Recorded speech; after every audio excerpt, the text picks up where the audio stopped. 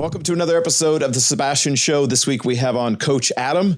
Talks about his journey from being a first-generation immigrant from France to a corporate lawyer turned coach, building his own curriculum and writing his own book. I think you guys will enjoy this one. We go deep on personal development, self-awareness, self-love, answering the question we're all wondering, am I good enough? And how do we show up in relationship to others? Check it out. Let me know what you guys think.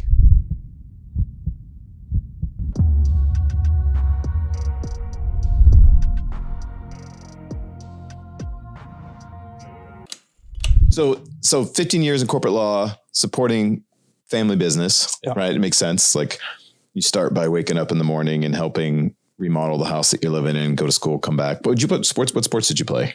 I was into hockey and I played soccer, real football, had to, right? Doing the real thing. And then I did play American football as well. And I was a running back. So yeah. That's so fun. Where did you pick up hockey?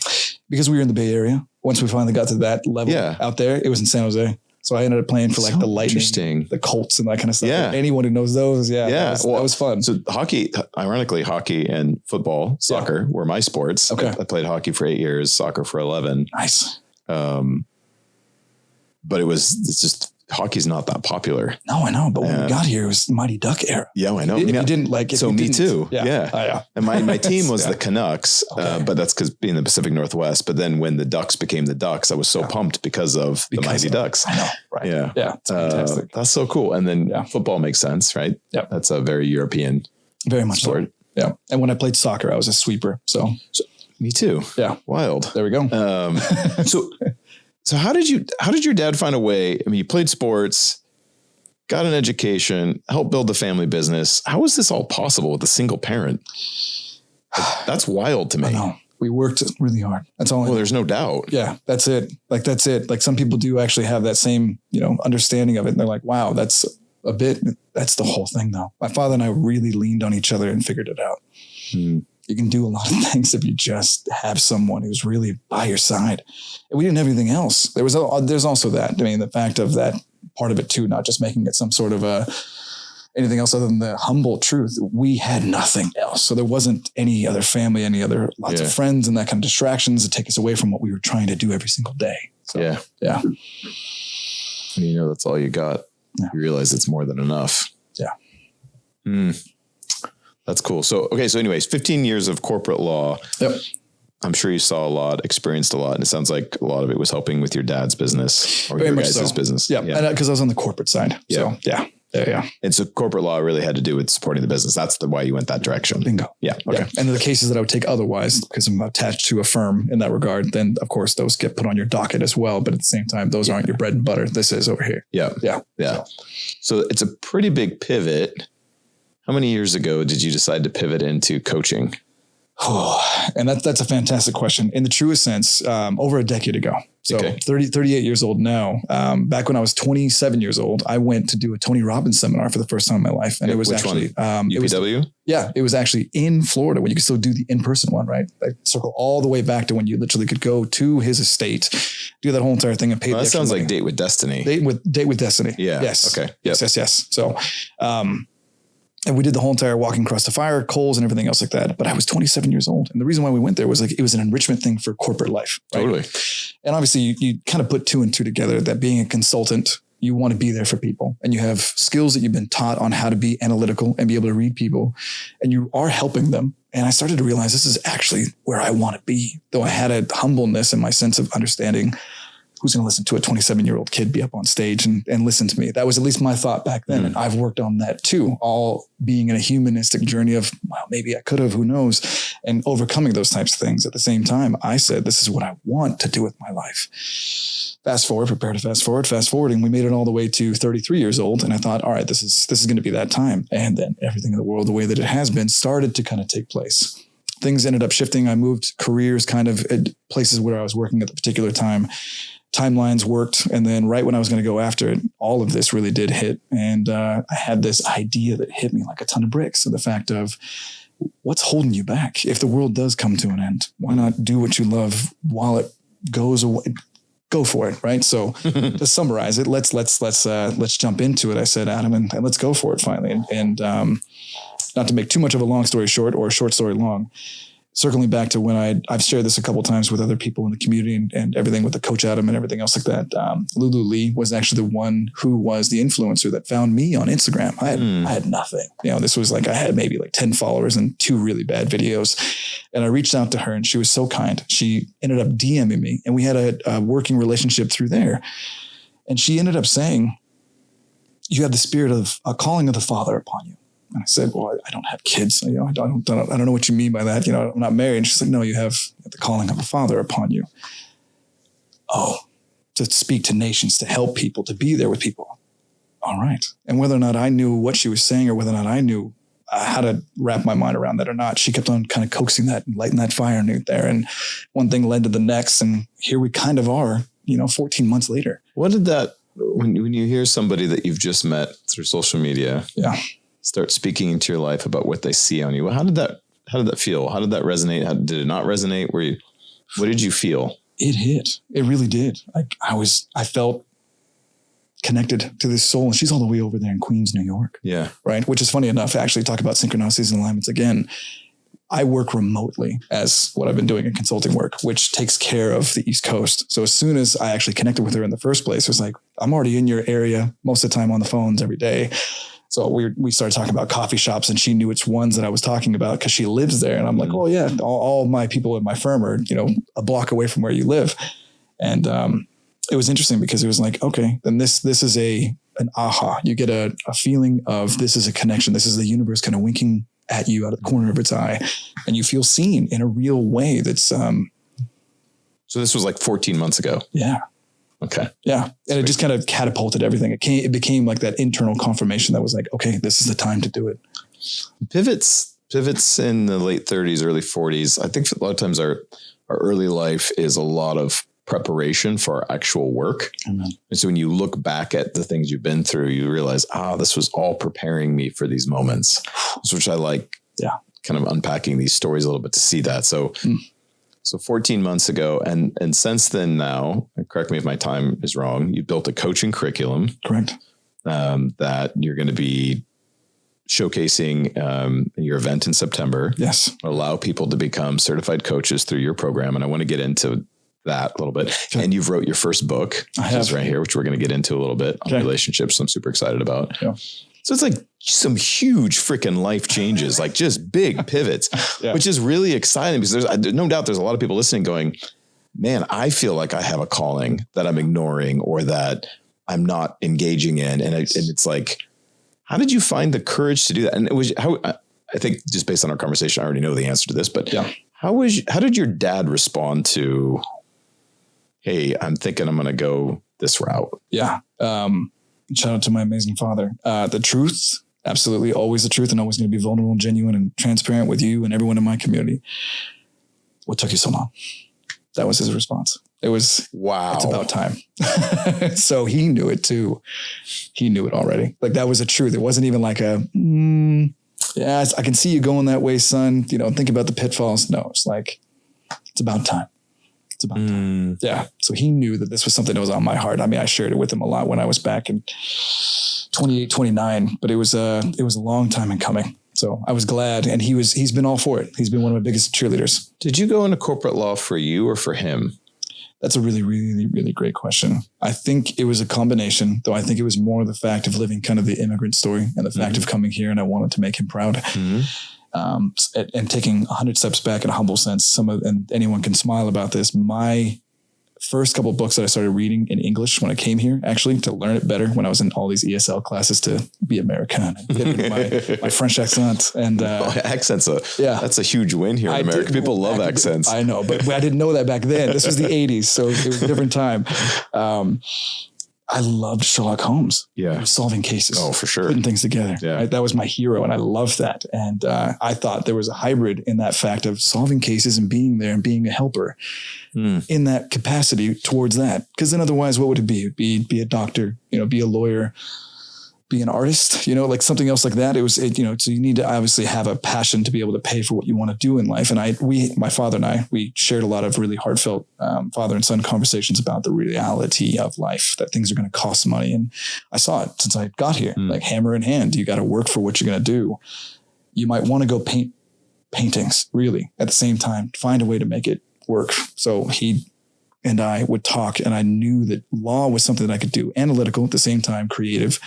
So I wanted to do this. And though I love being with people, I wanted to help people. And that's what I've been able to do with this. And that's why I knew that coaching was the next evolutionary step, back to what you were saying before. It prepares us for the next step. So his response is what took you so long. Yeah. Do you remember him at any point in the last 10 years kind of pushing you or asking, or was as a father, how did he show up for you? Was he just always very supportive of what you wanted? Did he give you direction? Yeah. Or did he just kind of create space for you to figure out who you are? He's always been, if we can, kind of like use an analogy in the sense of a visual, who's listening and also who's watching. He was able to kind of guide from the far end of the pool. Like, he's not necessarily hands-on, but he's able to kind of let you know with the waves of which way he wants you to swim, right? He can kind of paddle in the water and let you feel which way he wants you to go. My father's always been able to do that in a subtle way, right? And the subtleties and the being able to read the body language, understand his voice intonations and kind of what he knows about you and what he believes about you, to be able to manifest that you're going to pick it up. So he's not telling you, it's not leading the witness.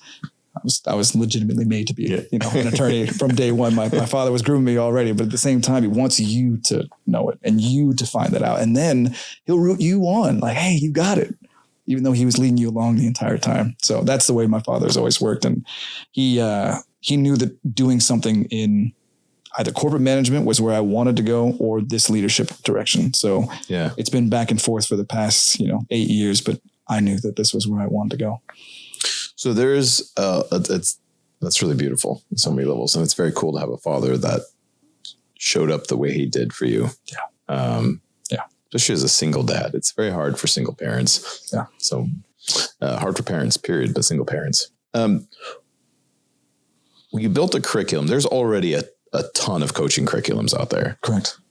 What made you decide I'm going to build my own versus just use one that's already out there? Right. To kind of congeal or maybe kind of be gleaning or influenced by. Yeah. And that's a really good point, because it was a lot of effort to obviously create this. Yeah. Yeah. That's why I'm asking. Cause it's like, I'm super interested to well, unpack that. I'll ask the second question. Yeah, no. It's of course, it's a good one. In the truest sense, it came down to the fact of it kind of we become what we always wanted in that regard. We go looking for something that we're hoping to find. And if we can't find it, we create it. Yep. And I mean, everyone who's ever made something, like, we understand that journey, because the struggle is real. And it's like, okay, well, I would have loved this particular, path, and I would have loved that particular course. And I love this element and this one over here. It just never really kind of has all of them that you wanted. It's a kaleidoscope, and you're trying to line it up, or at least even a Rubik's Cube in that regard, to try and get one side all green and one side all blue.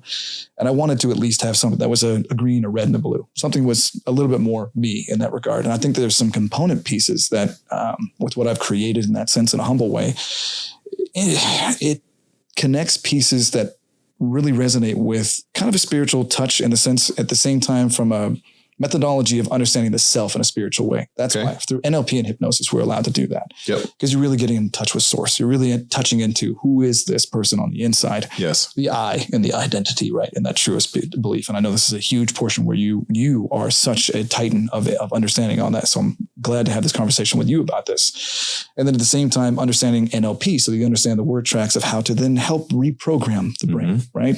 And just to say it also, kind of to understand it, the idea of what I believe what we're doing as coaches, as leaders, and so on and so forth is, and this is kind of my own thing, so, smile or not, I hope this resonates with everyone else too, is I believe that we are mental massage therapists.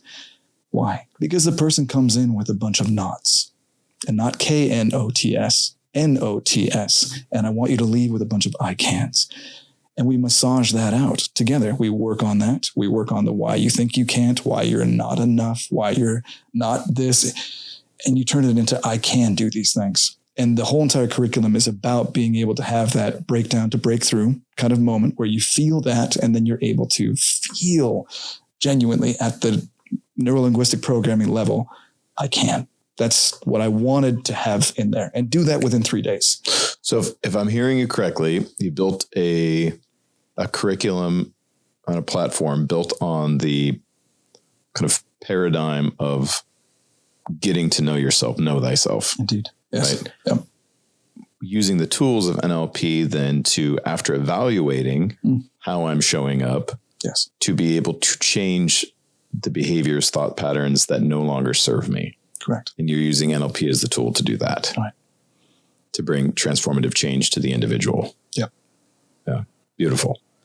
Did you get any training in NLP? What's your background there? I did. Yes. I am NLP certified as a practitioner, not as a master practitioner or anything like that. I haven't gone that far into it, but having done what I've done with consulting and so on and so forth over the years, it is something that obviously we're trained to be able to do. And for those who've never heard of NLP, neuro-linguistic programming, can you give us a little kind of framework for what that is? Sure. These are always the fun examples, right? And anyone who's listening or anyone who's watching, it's immediately being able to program someone's thoughts with the usage of words, because we're doing it all the time. Right. Everything packs a punch with the message behind the media. If it's a song, if it's a movie, it's also the way you say it, right? At the same time, it's a fact of, a fun example is don't think of a pink elephant, right? Don't think of it right now. And anyone who's watching at home, don't think of a purple tree. I always like that one. It's a pretty visual for the mind, but it's immediately, and that's a fun one.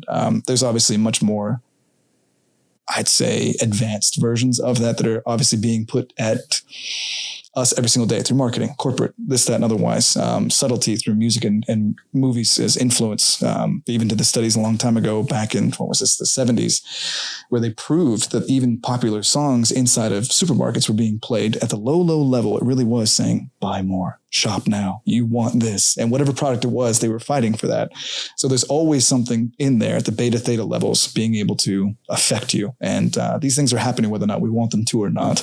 So with NLP, it allows you to have that come into your awareness, yes, so that you at least know, and you might be able to put up the Captain America sword and shield and be able to do a little bit of a dance against that, because we're being influenced everywhere we go. So it allows you to have a set of tools that can help you become conscious of suggestive programming. Bingo. And then decide whether or not you're going to allow that to have influence. Perfect. Which allows you the conscious ability to program thoughts that serve you versus automatic thoughts that may or may not be in your best interest. Amen. And then to sift into kind of the spiritual side of, as we were talking about, with the fact of how this could possibly be a deeper level of the understanding of the self, is because if we think about how we might have been programmed by society, our families, our cultures, our homogenization, right? Yeah. Right. Just in general, to be able to unpeel those layers, you're going to have this toolkit to understand, how did the programming get in there? Right. If I knew the guy built the house with a hammer and chisel, I'm going to understand how to undo this if I need to. You can reverse engineer it if you understand how it got there in the first place. Bingo. And that's what the whole entire program is for.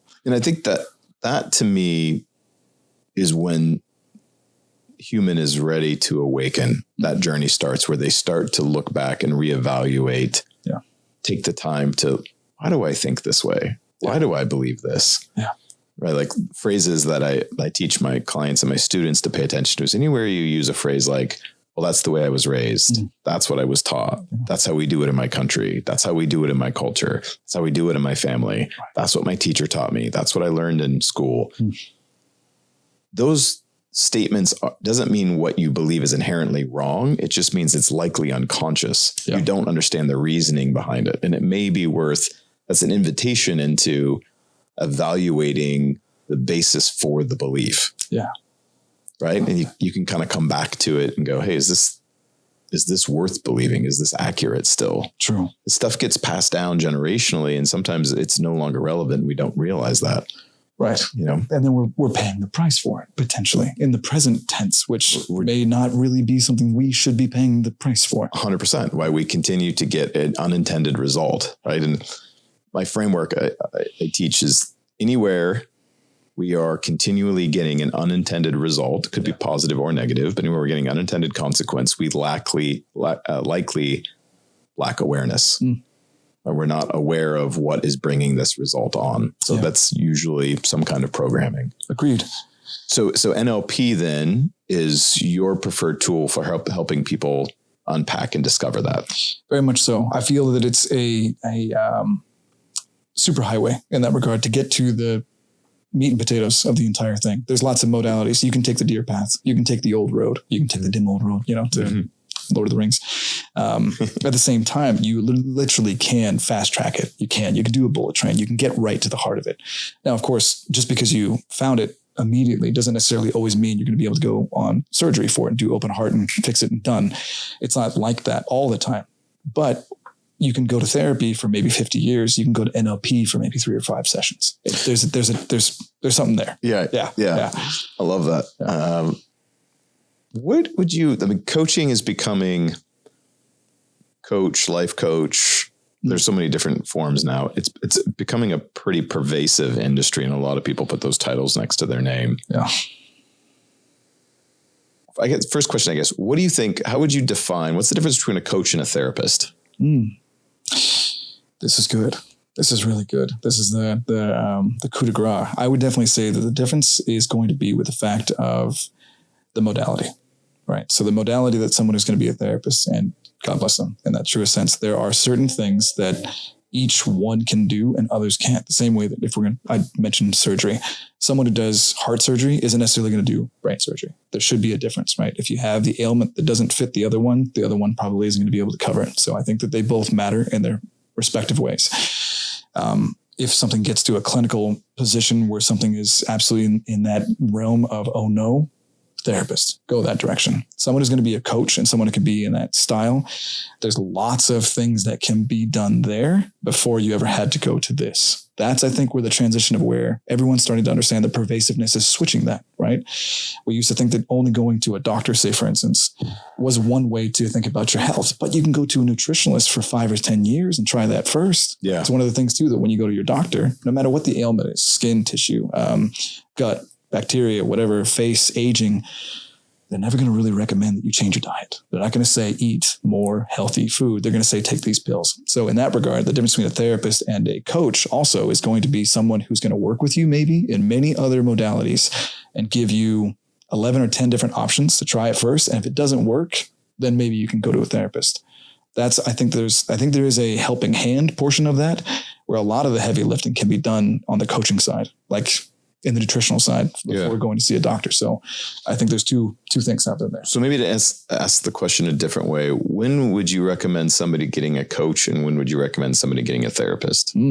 Yeah, I would definitely say to get a coach, I would start there, right? I would legitimately recommend if it's relationship, if it's work, if it's not sure where you're headed in life, right? You're thinking about these ideas of what should I do? Where should I go? Maybe even someone young, anyone listening in that regard, changing a major. What should I do? Go to a coach. These individuals are going to allow you to feel seen. They're going to hear you, really hear you out.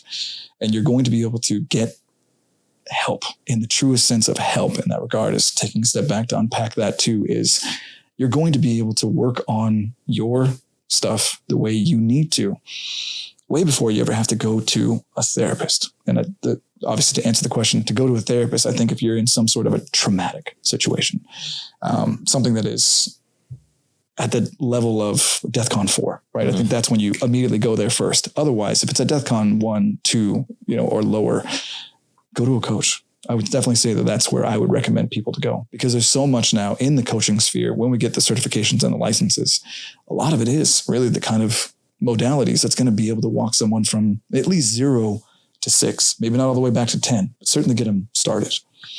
So a therapist, to kind of put a bow on this, make sure I'm hearing you right, would be if you had some sort of acute problem that was the pain that you're dealing with is so great that you need a level of care that a therapist would specialize in. Beautifully said. Yeah. Okay. If it's going to be something about PTSD, really, right? If it's really going to be about some sort of a traumatic situation. So mental health, right? Mental health issues, genuine mental health issue, recommend a therapist. Right.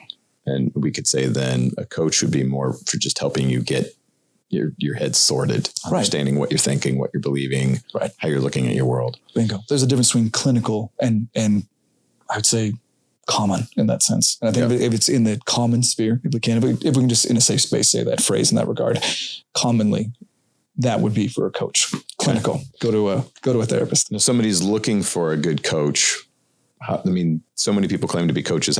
What would you be looking for to figure out whether somebody is a good coach or can be a good coach for you, or the paradigm that they're teaching from is helpful for you, or the framework they use? How would you How would you figure that out? I appreciate that question so much. Because I'm going to say it from, say it with your chest. I'm going to say it with my heart in that truest sense. And I do my absolute best as well to be an exemplar of this. I think when you look at their content and you see where they're aiming at, so much of it out there, obviously, if you're going to find a coach these days, it's all being advertised. It is. It's out there. Of course it is. And that's how we're trying to, reach our audience. And it is saturated, of course, in that truest sense with a lot of different things in this coaching sphere. You get a chance to really get a flavor for somebody. It isn't about necessarily always what they say. It's how they say it. If there's a tonality, if there's an intonation, if there's a heartfelt message behind what they're doing, their posts cycle, their, cyclical type of content that they're usually covering, you get a real feel for these individuals. And I think that is one of the things that sometimes I would recommend individuals to look at. More so necessarily, obviously, than what's the contrast, more so necessarily than just the idea of whether or not it has 1.5 million followers. Not everyone's always in that category now down to earth anymore. When sometimes when people do reach a pinnacle, which is, God bless them, that's fantastic, success to them. They can't be managing their account anymore. They're going to have other people in there. As soon as you send them a DM or try and get a hold of one of their online courses or whatever, you're going to talk to 18 different versions of them, which is fine. At the same time, it's one of those things. If you're trying to find someone who's going to be there with you and you found their content that resonated with you anyways, well, then you probably want to deal with them. I would recommend finding that kind of pathology if you can. Somebody so that their message resonates with you. Yeah. Their content resonates with you, and then you're able to have a more personal connection. It's kind of those things you would look for. Yep. Okay. Yep. Cool. When would you change a coach? What conditions would have to be met? Because in the coaching world, our goal is to help people discover and generally to update or change their framework when necessary. Yep. As an individual, if you're not getting that, where's the tension between the coach and the student? Yeah. And when would it be appropriate for somebody to change a coach or try somebody different? I like it. I'm going to answer it with a bigger one too, in the sense of the fact of, I think that when the student is ready, the teacher will appear. Right. I love that. Right. I think that's actually genuinely true since time immemorial. It doesn't matter whether or not it was Socrates to nowadays, in that truest sense, that will happen. So if you are, so the hot take, it's when you outgrow your coach, right? There is that premise. There can be that. And honestly, as a coach, saying this out to the world, any one of us in this sphere as well, that's one of the biggest compliments. I look at it that way. Like I did my job. I took you as far on the mountain path that I can. You're now going to keep on going up Everest, and you're going to now hook up with someone else through your carabiner for the next 10 miles. And that's not my path. I help people from this portion to this portion at this elevation, this altitude. I think that's a good thing. And then 100%. And having clarity around that is important. I think as a coach, knowing like, hey, here's my section of the mountain that I own. Right. And I'm fantastic at helping people traverse this part of the path. Right. Yeah. And that's beautiful. Okay, yeah. Right. So if you're Obi-Wan, you're Obi-Wan. You don't necessarily have to become Yoda and everything. It just stay where you are. Right. So, and then the second one is the fact is if the disconnection does happen, we're all humans. I've had this happen. I've legitimately had a couple of clients in my life, of course I have, where you act, and this even in my professional world, where you recommend, this isn't a good fit. It's okay. Like, that's all right. Like, I love you and I respect you. Everything's fine. We were completely fine. It was just like, this working together thing isn't working. I'll go have coffee with you. I'll enjoy life with you. This whole working through that, I'm gonna pass you off to a cohort. I'm gonna do that, and I think that matters too at the integrity level of the person who you're working with as a coach or as a consultant. That they're humble enough to want to do that too, and they know that like, let's not do this. The money isn't important. I want your growth, and I know you're going to grow better with this person over here. So those are the two times. Beautiful. I love it. Yeah. Now, for somebody on the I want to be a coach path, or I feel like I should be a coach path, what things would you be paying attention to, and how would you be evaluating courses or curriculums to decide which one would be best for you? when you're on that path looking for which one do I want to follow and be a part of that? Yeah, that's a great one. I definitely would think in that sense is, again, kind of what we've circumnavigated with the fact of whether or not you're resonating with the leader's content, of course, because of course, the leader in which you are going to be working with will take you as far as that leader has gone. That's right. That's a big point. And they can make you into them and maybe a little bit better than them. And that's about where that kind of pool will kind of go, right? And that's where that resonation, where that alignment will go. And that's beautiful. And then I would definitely think about the fact of the impact. I would look at the impact that this person is having. If that person's impact is big, you see it maybe in the comments, or you've read an article about them or something else about the fact that it's genuine. It really is genuine. It's not one of those, paid for articles or something like that out there in the world. That you can tell that it's an authentic, this is a human being saying, this person changed my life. This person really does show up.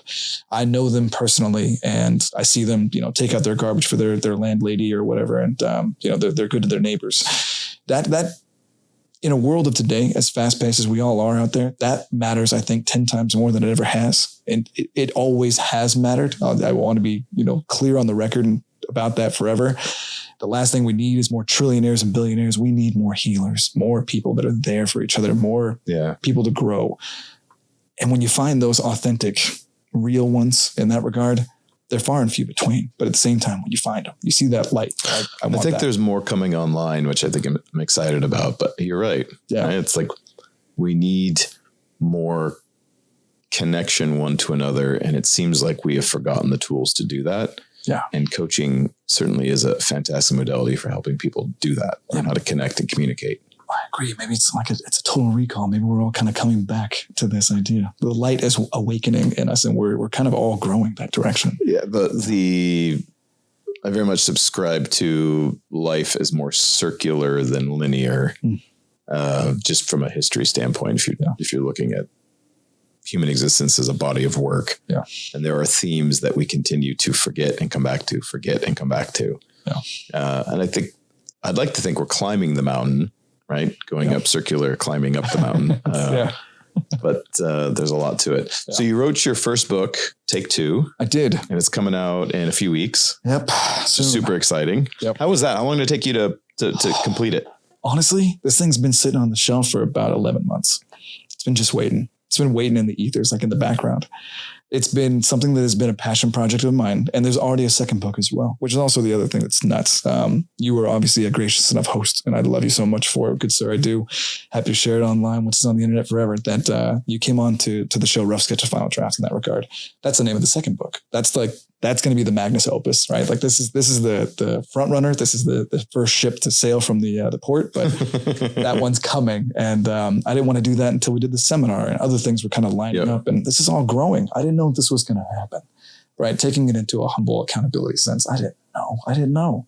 I shared this with you before, and I've shared this with the content on the channel many times, that I bought the $7 rim night and gave it a shot. You don't know. I never paid for an ad. I've never actually got one of even the Instagram ads and boosted that. When it's always boost this ad, I didn't even do that. So I want to know, will the content that I'm humbly making resonate as a proof to myself? Otherwise, because you think sometimes humbly, are you doing this? Are you really doing this? Do people really want what you got? You do all that internal self-talk. Of course, I'm a coach. We all have coaches. I'm still human. We're still dealing with this, right? Yes, of course. So I wanted it as kind of a humble approach to a proof that, man, the community really did say, we want this from you. Got comments and DMs over 300. Thank you, fam. Love you. In that regard, saying, get the book out there. So, okay, here you go. I will provide. Very, very cool. Yeah. So what's the first book about? This is about, it's Take Two, and it's about relationships, and it's kind of a play on words with the name of the title. So it's, take two in the sense of acting and clap, kind of a thing. But the fact that it takes two in a relationship to make it work. Yep. It takes two in the sense of when you're making it work even internally, and giving yourself a take two, right? Got three different types of ways in which that kind of plays into things, to give yourself another rough sketch to final draft, to give yourself the understanding too that doing the road alone might be able to be achieved. Probably best to have it with somebody else sometimes. And even if it isn't with somebody else, then sometimes the last caveat is then you're going to be doing it with yourself. right? So there is a you and me inside of a you and me inside of your own self. And it plays on all three of those. It's actually in Act 1, Act 2, Act 3. I play on the whole entire trope of a movie book kind of in that regard. And it plays out that whole entire capitulation of the fact of there's an internal relationship of a you and you. There's a relationship between you and your partner in that sense. And then there is a understanding that life in and of itself is a shared journey. Yeah. Yeah. So I love that. Yeah. So it foundationally starts with the relationship with oneself. Yes. Speaking to just kind of Western society for a minute. Yeah. Where do you think we are in our relationship to ourselves? As a coach, what's been your experience? Oh, this is a good one. This is one of the biggest parts. I think that people are straddled between a rock and a hard place, and they both have names. It's not rock and it's not hard place. It has a name. One is that basically, in the truest sense, to summarize this entire thing, it is they run away from their pain, right? That's the name of rock number one. They run away from it. Secondly is I don't believe in myself enough. And they're straddled right in between that. And that lives in a place of anxiety and fear and emotional tumult. That's where it is. That's what the whole entire crux of this thing is. If you learn to love yourself enough and believe in yourself enough, because people believe in this idea that they're not enough, that's amazing. That's amazing. Yeah, it seems to me that part of, I'll say, our DOS operating system, when we drop in to this planet, is one of the main questions that seems to show up from the very beginning is, am I enough? Yeah. And I don't know if that's part of, I'll say, the game of being here, is being able to answer that question. Yeah.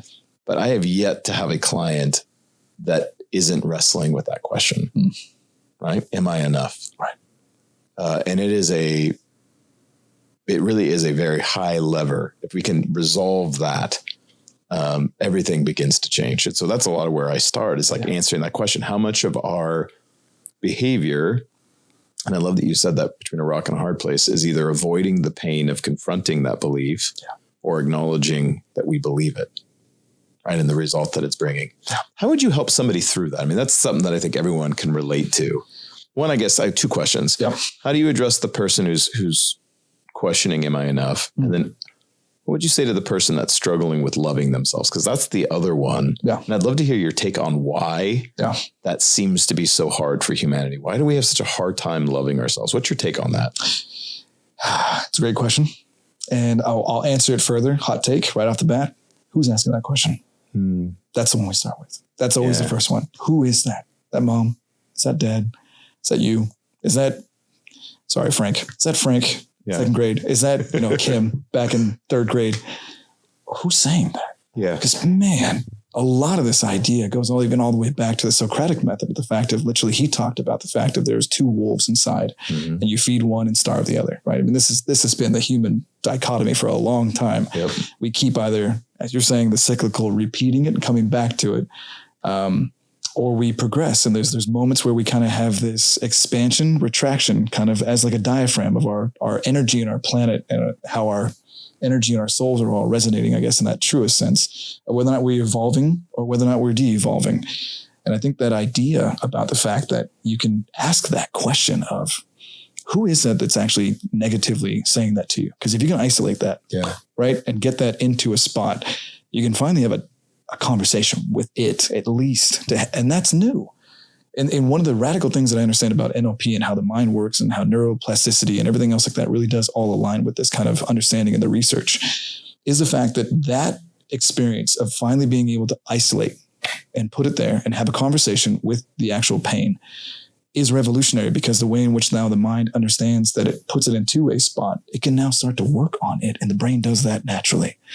And so one of the things that our brain does naturally also, to this point, that works against us, is that it's always trying to protect us. Yes. So if we don't see what is bothering us, hence the reason why bringing it to the foreground is so important, then the brain is putting us into a position where it's defending us from all threats, which then we look anxious, we look not healthy, not okay. And I mean that in the sense of healthy, healed here. We're not all right. Things are on edge. Nothing can be said properly. Life doesn't seem okay. And you have to then hold that person, be like, get in there. What's going on? Where is this wire. And it's not that there's a wire missing.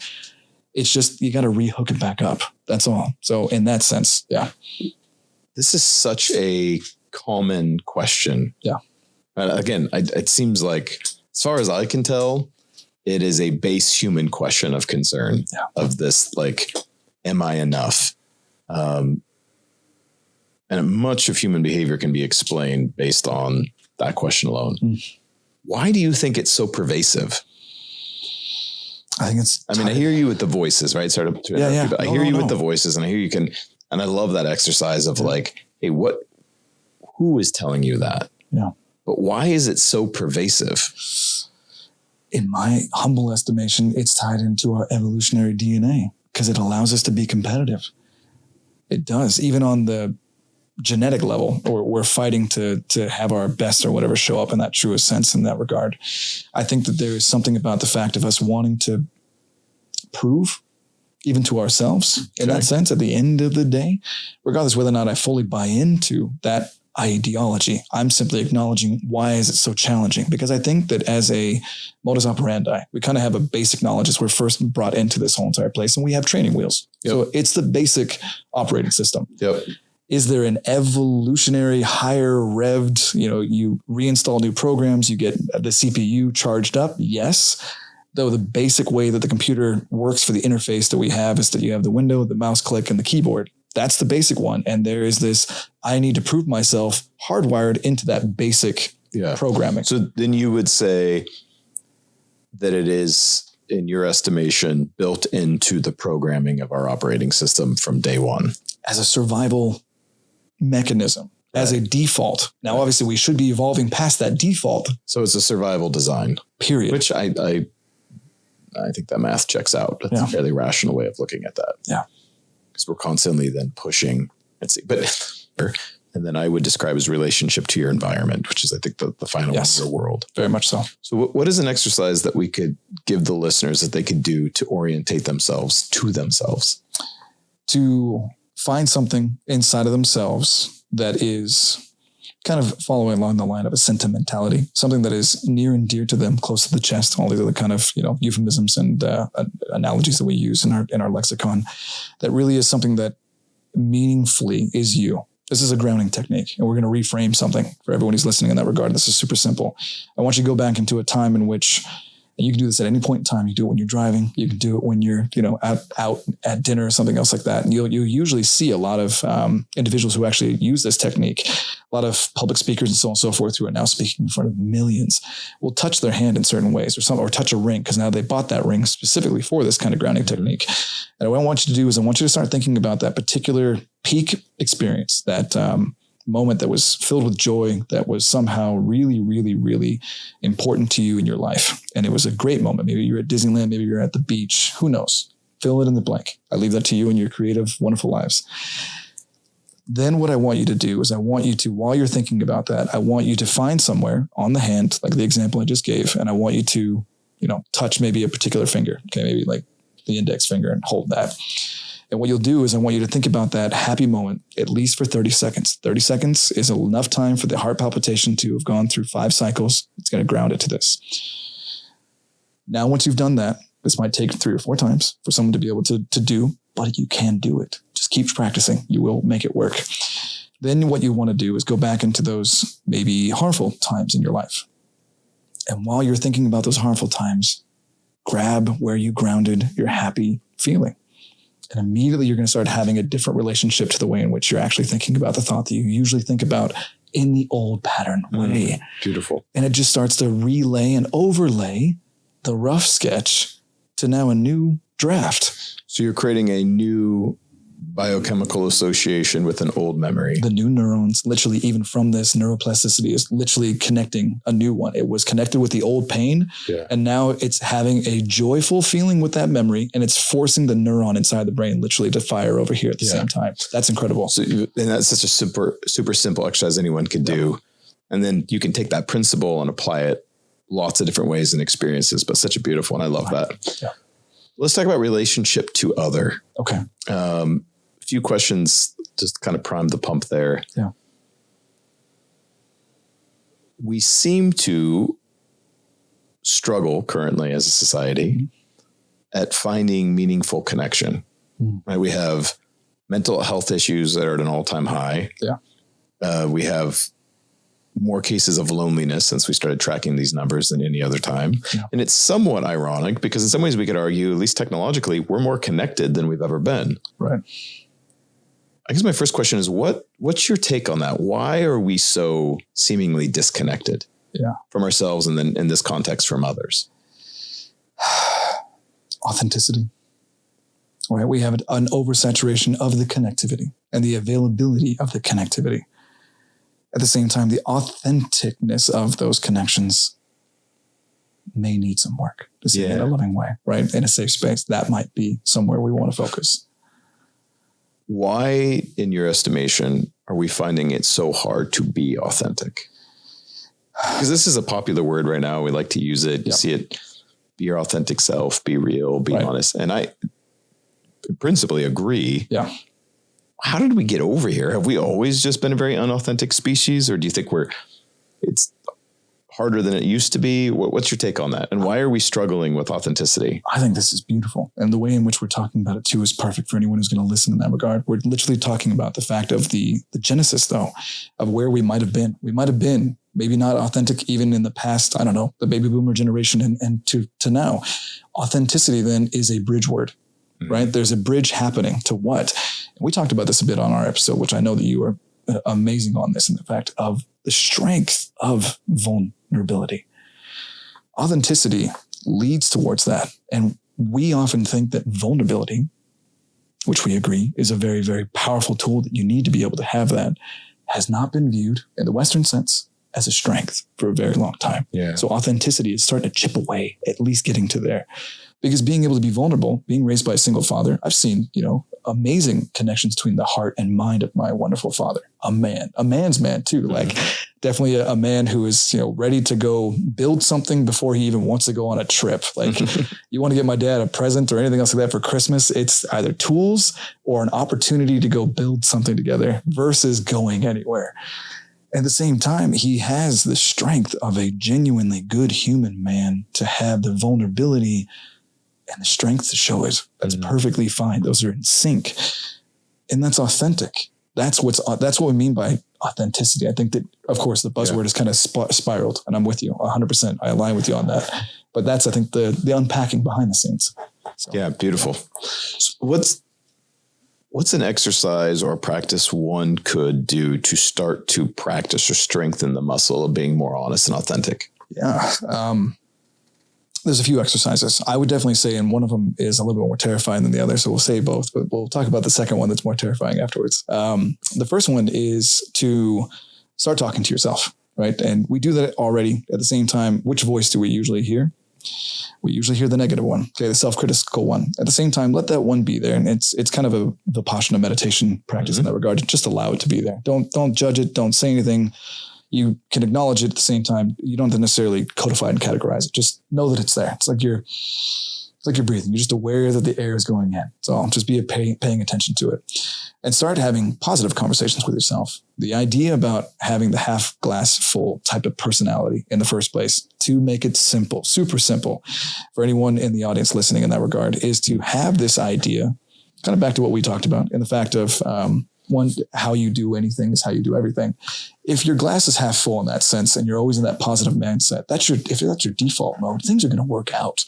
Yeah. And if not, then they're still going to work out. Well, how could that be? Because if they don't work out, then you're looking for the lesson. Yes. And that's a win. No mistakes, only lessons. Right. Yeah. So it's either you got what you wanted or you got a lesson. That's a win-win. Right.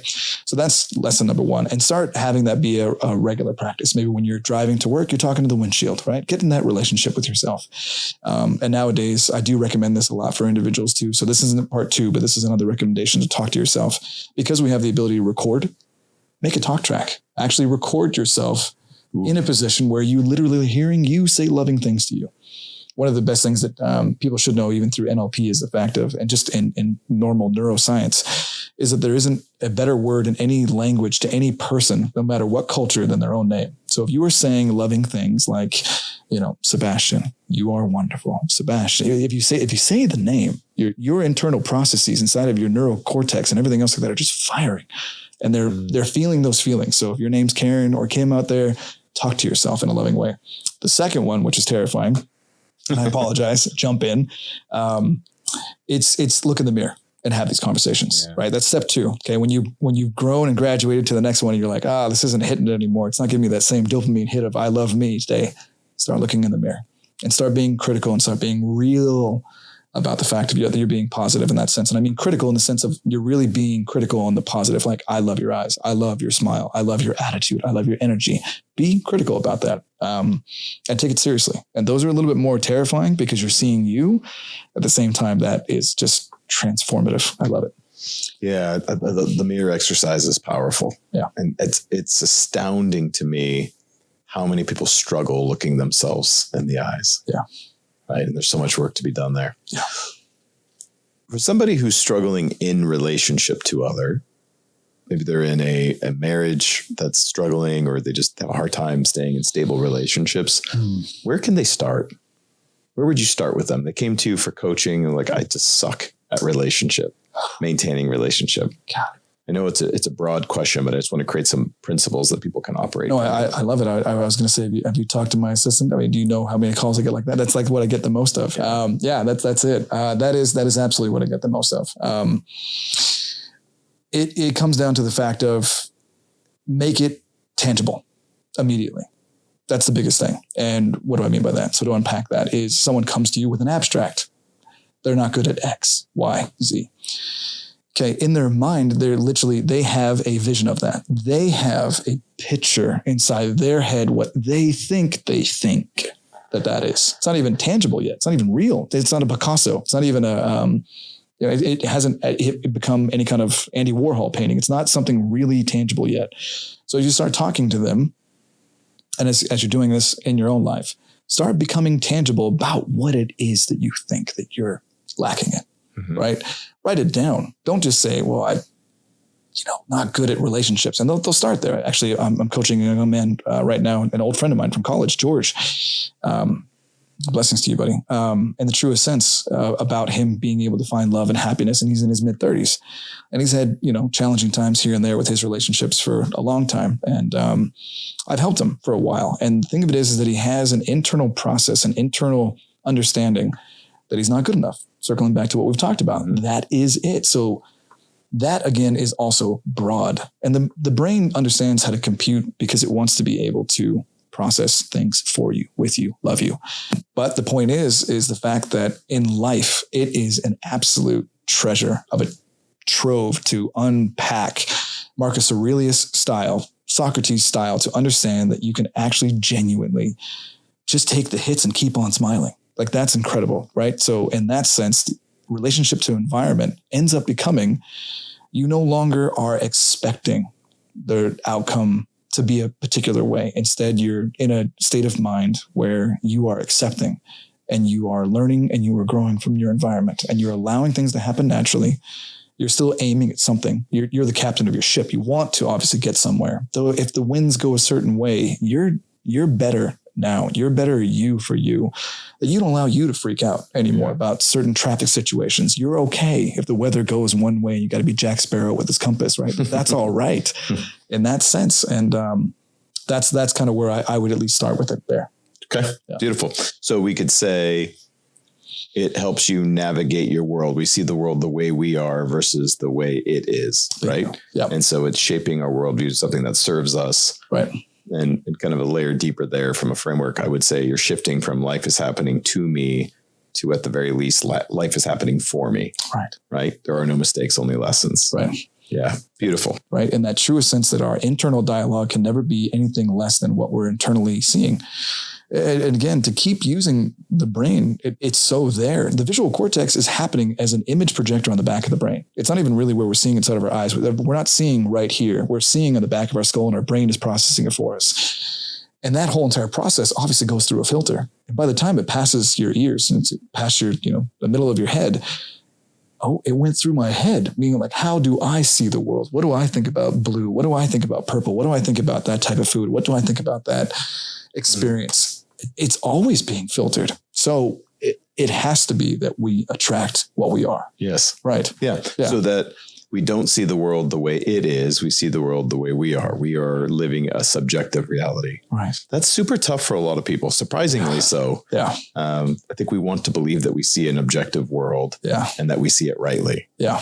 Right. And it was a Rumi quote, and I want to hopefully get this right. It's not like something that we always memorize these things. It's not perfect, so allow me a rough sketch, but I think it's a Rumi quote that helped me understand this one better. It was the secret sauce that I put on this that was allowed me to make it palpable on my palate, is the fact that he said, yesterday I was unwise because I wanted to change the world. Yes. Right. Today I am wise because now I want to change myself. Yes. And that was like, that's the other key to it. That's the interlocking part.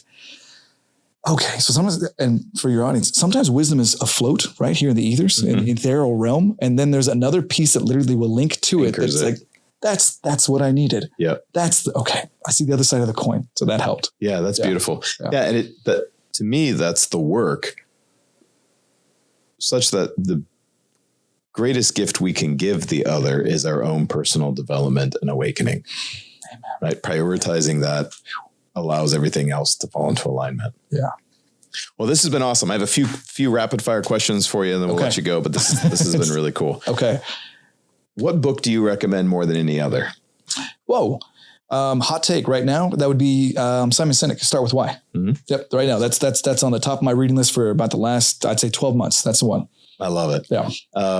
If you could have a billboard in downtown LA, say anything you want, what would it say? Oh man. You are enough. Yeah. Beautiful. I love that one.